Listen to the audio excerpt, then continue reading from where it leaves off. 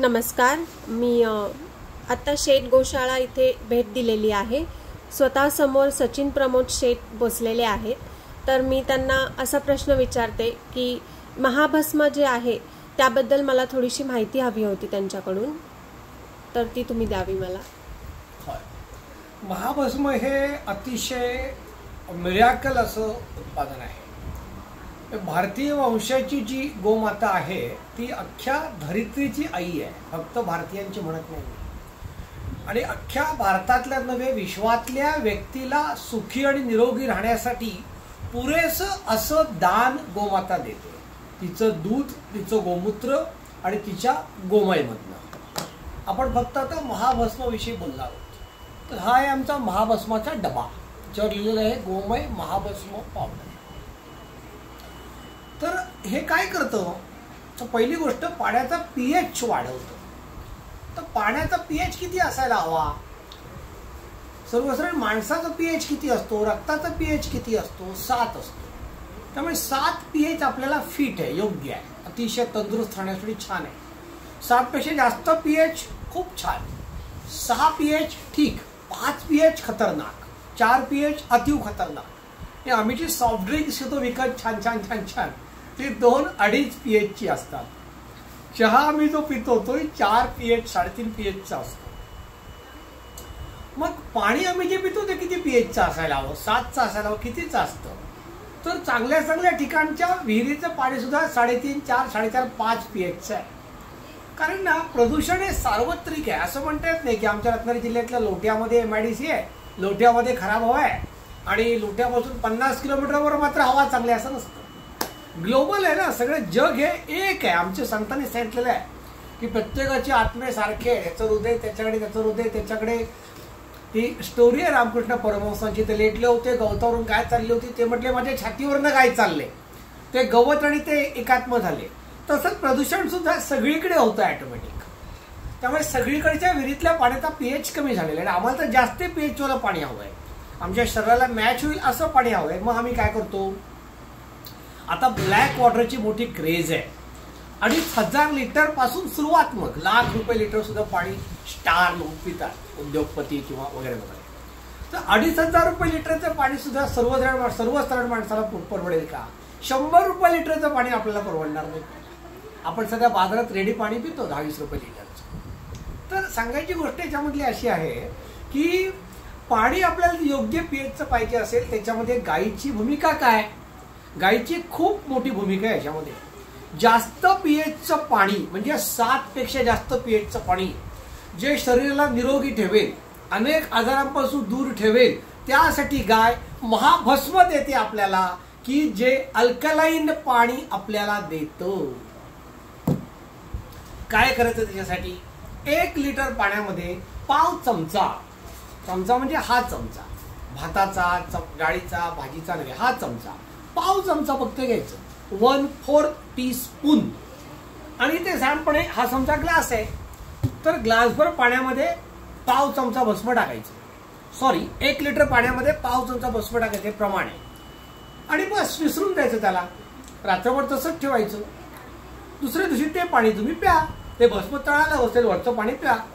तुम्ही म्हटलं आम्हाला तळाला पण भस्म नको, मी काय करू? तर लिटरभर पाण्यामध्ये पाव चमचा भस्म टाकून ते पाणी उकळवून घ्या. ते नॉर्मल टेम्परेचरला आलं की तुम्ही ते कापडातनं सुती गाळून घ्या. गाळणीतनं गाळलं तर ते आत जाईल भस्म. सुती कापड 4-5 पदरी करा, त्यातनं ते पाणी टाका, भस्म वर राहील. ते झाडाला खत घाला, किचन गार्डनला टाका, काही करा. जे पाणी उरेल ते अल्कलाईन पाणी झालं, ज्याचा पीएच 9, 10, 11 असेल. ते पाणी दिवसभर प्या. अल्कलाईन पाणी तुम्ही प्याल.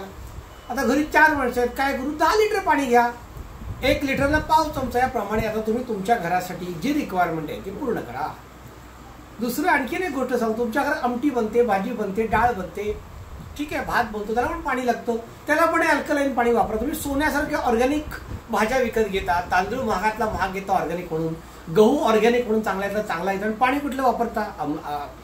तर ऍसिडिक पाणी वापरता, तर घरामध्ये पाणी अल्कलाईन वापरा. बस, हा झाला आमच्या भस्माचा उपयोग. अजून एक भस्माचा अत्यंत चांगला उपयोग मला सांगायला अतिशय आनंद होतो.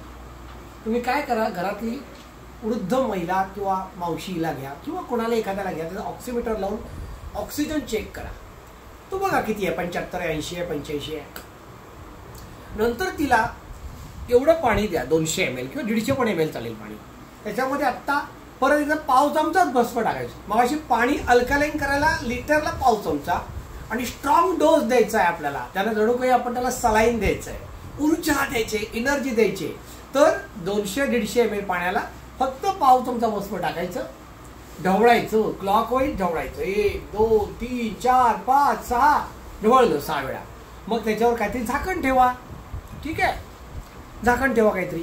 आणि त्याच्यानंतर एक 20 मिनिटं अशीच जाऊ द्या. बघ ते पाणी पिऊन टाका. खालचं पाणी तसंच, खालचं ते भस्म तसंच राहू द्या, वरचं पाणी पिऊन टाका.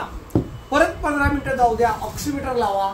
तुमची प्राणवायूची पातळी शरीराची किमान 98 गेलेली तुम्हाला आढळेल. म्हणा जय गोमाता. आमच्याकडे पूजनीय वैद्य राजेश कपूर गुरुजी आले होते. इथे प्रयोग केले आमच्या गोशाळेमध्ये. त्यांचे व्हिडिओ सुद्धा तुम्हाला मिळतील. 1.5 वर्षापूर्वीच्या माझ्या फेसबुक पेजवर तुम्ही 1.5 वर्षापूर्वी मागे मागे मागे जा, तुम्हाला ते व्हिडिओ सुद्धा दिसतील. तर 2 प्रकार. एक तुम्हाला इन्स्टंट एनर्जी देण्यासाठी तुम्ही भस्म वापरा. प्रमाणे 150 पावणे 200 200 ml पाण्यामध्ये पाव चमचा भस्म.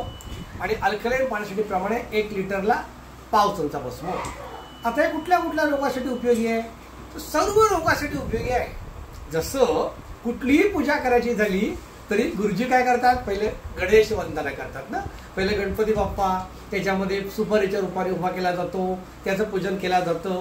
आणि मग जे काय असेल ते वास्तुशांत आहे, लग्न आहे, गृहशांती आहे, वाटेल ते पहिलं बाप्पा. तसं काही होऊ दे, पहिलं भस्मयुक्तपणे आपण चालू करूया. मग आपण निष्णात वैद्य डॉक्टर गाठूया. पहिलं आपलं सोपं काम करूया. काय होईल याच्यामुळे? पहिली गोष्ट शरीराची प्राणवायूची म्हणजे ऑक्सिजनची पातळी वाढेल. आणि ऑक्सिजनची पातळी कमी झाल्यावर काय होतं ते आपल्याला कोविड काळामध्ये आपण सगळ्यांनी अनुभवलेलं आहे. आणि ऑक्सिजनची पातळी वाढवणं हा तात्कालिक दिसणारा प्रभाव.